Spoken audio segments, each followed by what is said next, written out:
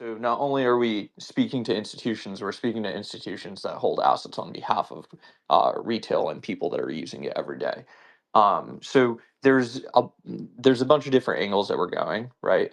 Ultimately, the core piece is delivering yield back to users that are holding XRP today. Um, there's a variety of ways that you can do that. Firelight, kind of how I think about it, is that first stop for many people that want to set and forget, and then there's active strategies that you can run from there, right? So there's a few different active strategies that we've been thinking about that you could run. There's like synthetic longs that you can have to hedge the position and then like borrow against the XRP and then run some delta neutral positions. There's a bunch of different ways that you can run, let's say, financially engineered strategies that can deliver extra yield back, let's say, past Firelight.